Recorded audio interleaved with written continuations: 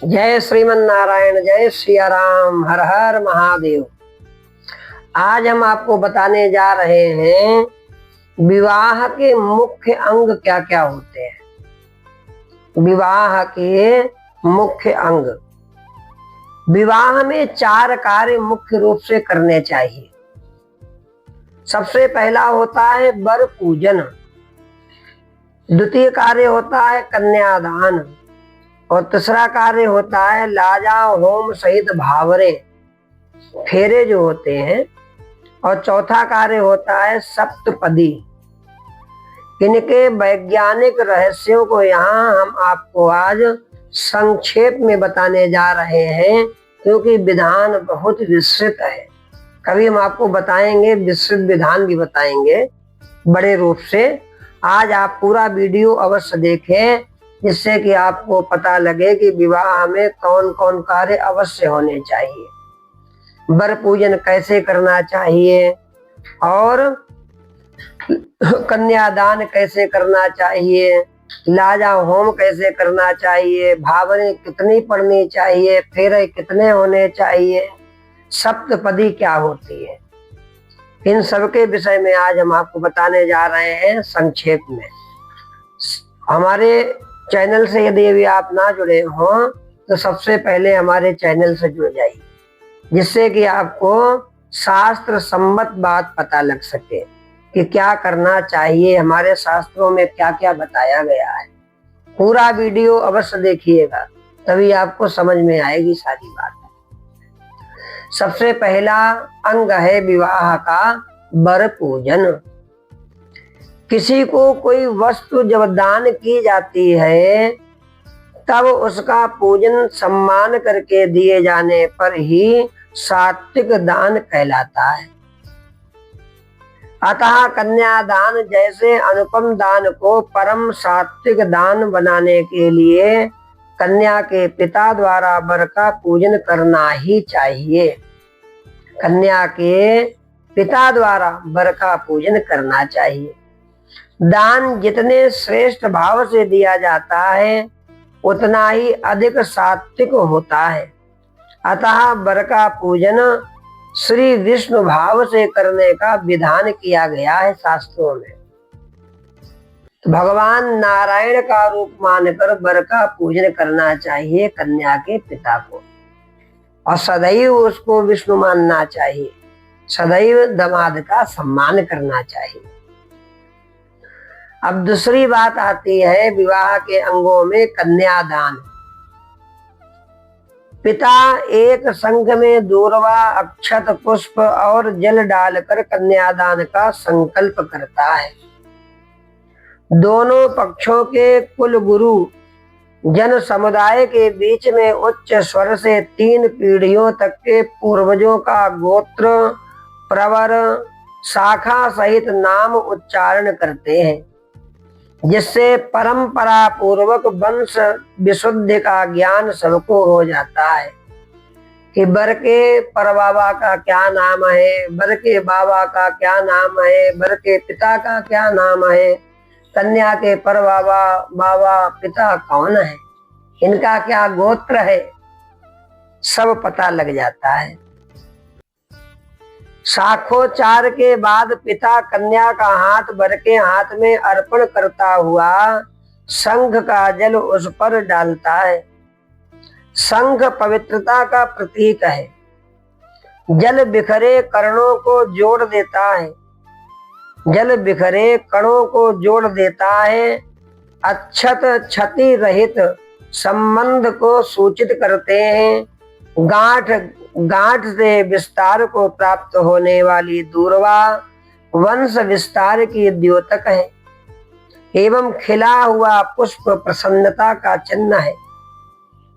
इन गुणों से युक्त वर वधू का जीवन हो, इस भावना से कन्यादान करते समय इन वस्तुओं का प्रयोग किया जाता है।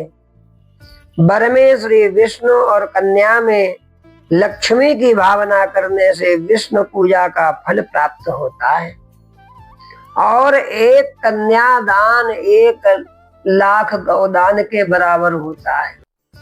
इसलिए कन्या के माता पिता को कन्यादान विधान पूर्वक करना चाहिए, मंत्रोच्चारण के द्वारा करना चाहिए, संकल्प सहित करना चाहिए। आजकल देखने में आ रहा है गाना बजाने में ही लोग लगे रहते हैं। संगीत रखो, संगीत सुनो, बहुत अच्छा लगता है, पर जहाँ पर मंत्रों का कार्य है वहां पर मंत्र उच्चारण भी अवश्य होना चाहिए। जहाँ पर श्लोक की आवश्यकता है वहां श्लोक अवश्य पढ़ना चाहिए।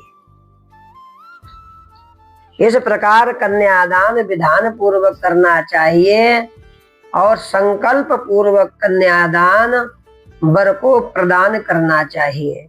यह है दूसरा अंग विवाह का, कन्यादान। अब तीसरा अंग है लाजा होम और 4 भावरे। बहुत से लोग परेशान रहते हैं, महाराज 4 भावरे कराई, 7 क्यों नहीं कराई? हमारे तो 7 फेरा हुए थे। परंतु शास्त्रों में 7 फेरों का कोई भी मंत्र नहीं है। कन्यादान के बाद सर्वप्रथम वर सामान्य रूप से हवन करता है, आचार्य जी हवन कराते हैं, और विवाह में हवन भी अवश्य करना चाहिए। उसके बाद कन्या अपने भाई की सहायता से समी पत्रों से मिली हुई लाजा खीलों से हवन करती है। इस समय पढ़े जाने वाले सभी मंत्र लोक परलोक में सुख उत्पन्न करने वाले पवित्र भावों से भरपूर होते हैं। समी वृक्ष में अन्य वृक्षों की अपेक्षा अग्नि तत्व अधिक विद्यमान रहता है। इसीलिए पीपल के गर्भ में उत्पन्न समी के काष्ठ से अरणि मंथन का काष्ठ बनाया जाता है। विवाह भी अग्नि देवता की साक्षी में किया जा रहा है, अतः अग्निवर्धक समी पत्रों का प्रयोग किया गया है। इसके अतिरिक्त समी पित्त, कफ और अतिसार रुधिर विकार की विनाशक कीटाणुनाशक है, जिससे वायुमंडल के घातक कीटाणुओं का विनाश हो जाता है।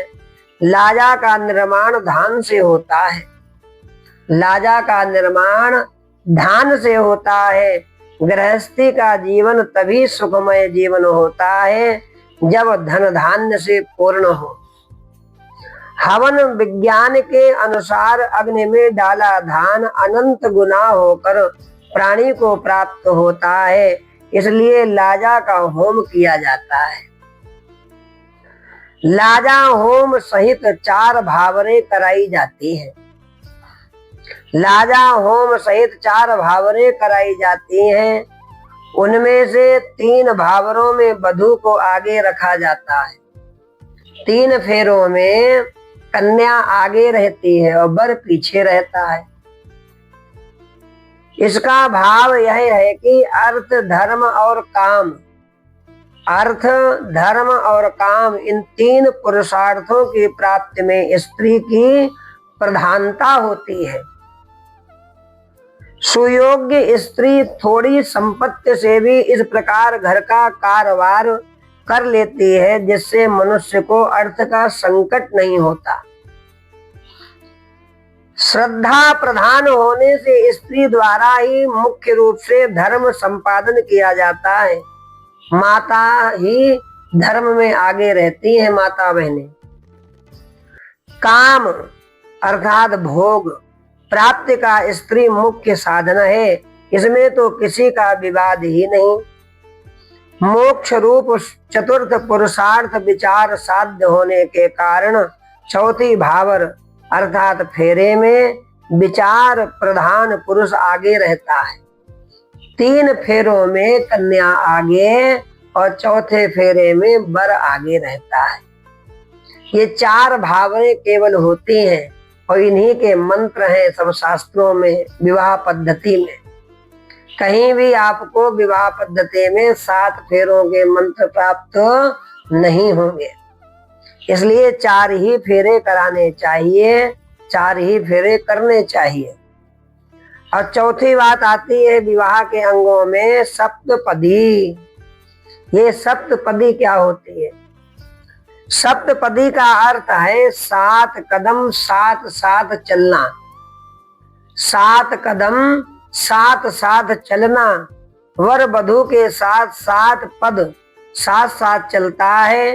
एक एक पद पर परम गृहस्थ उपयोगी 7 पदों स्थानों का अधिकारी स्त्री को बनाने के लिए निम्न 7 मंत्र बोलता है वर।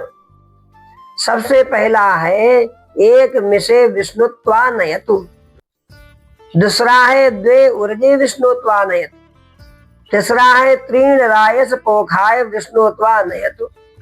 चौथा है चत्वारि मयो भवाय विष्णुत्वानयतु। पांचवा है पंच वसुभ्यो विष्णुत्वानयतु। छठा है षड ऋतुभ्यो विष्णुत्वानयतु।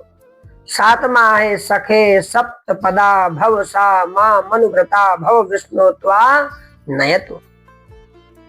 अर्थात 7 मंत्र वर बोलता है, उसका अर्थ है कि हे सुभगे, विष्णु भगवान तुझे अन्न के लिए गृहस्थ का प्रथम स्थान प्राप्त कराएं। विष्णु भगवान तुझे अन्न के लिए प्रथम स्थान प्राप्त कराएं।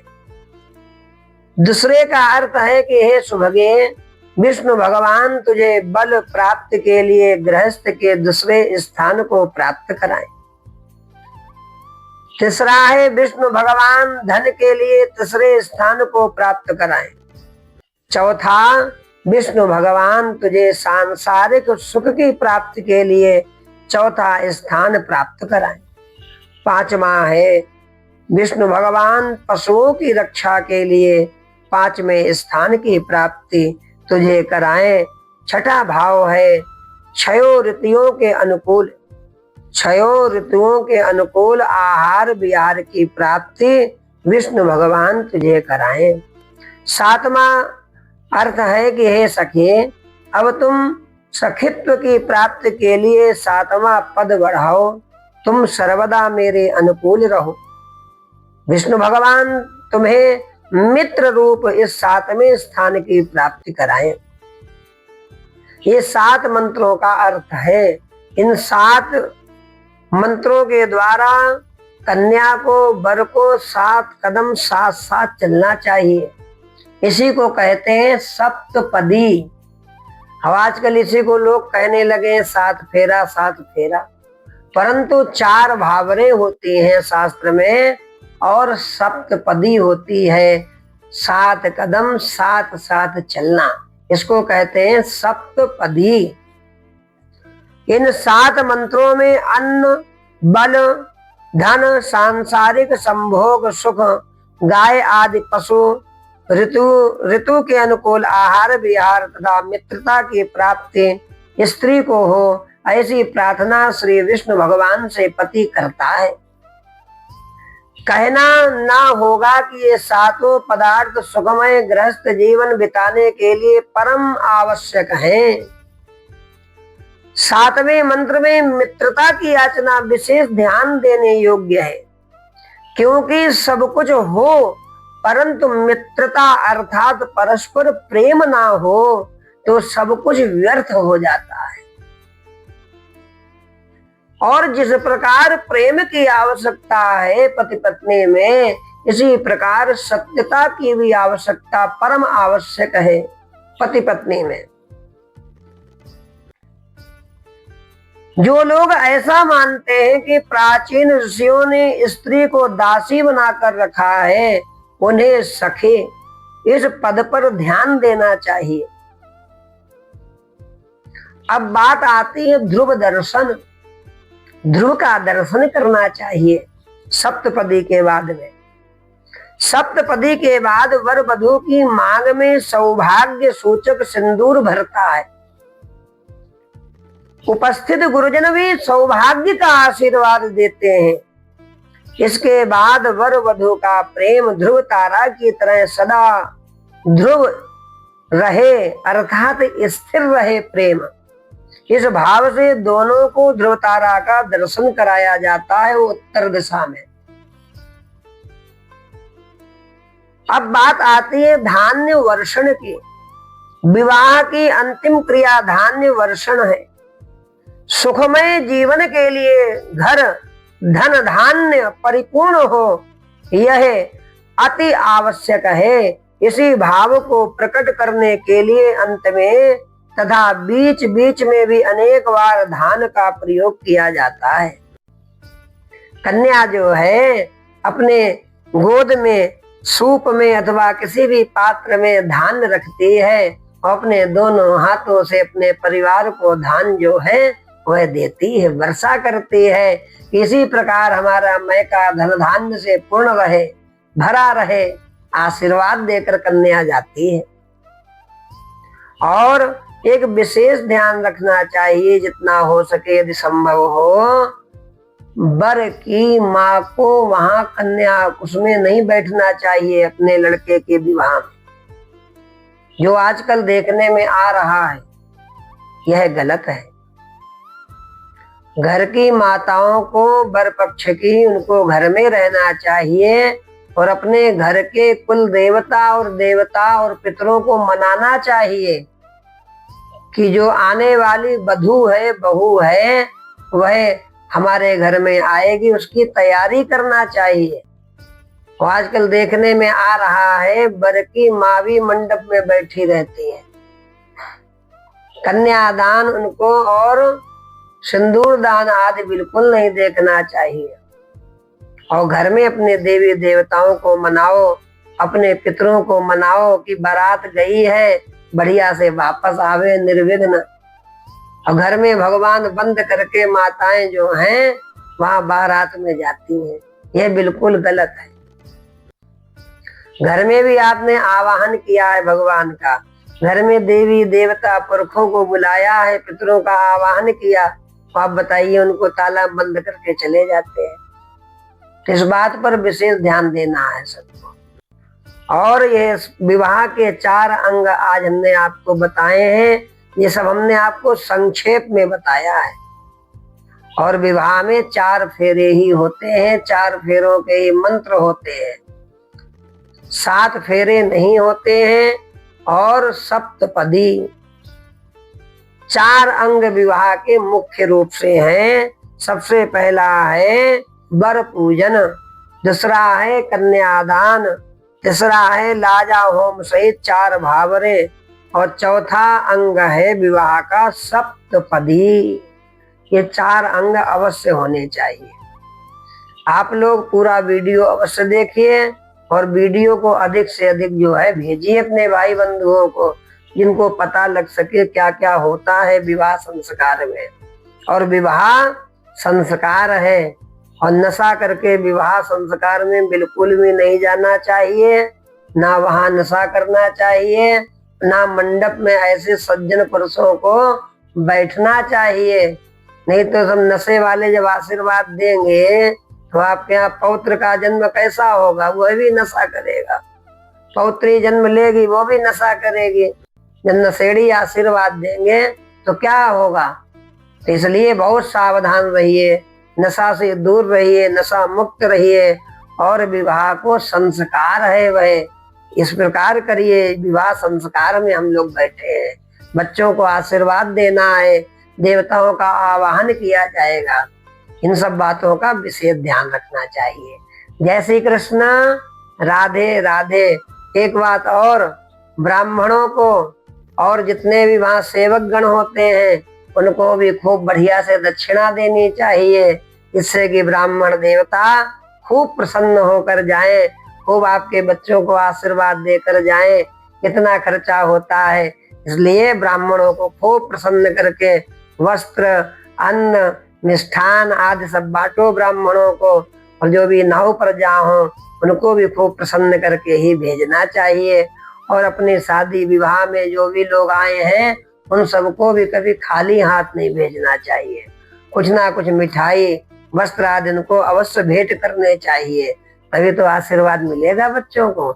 इसलिए कभी भी हमारे घर से, विवाह स्थल से कोई खाली हाथ ना जाए, इसका भी विशेष ध्यान रखना चाहिए। खूब सब प्रसन्न होकर जाएं। जय श्री कृष्णा, राधे राधे।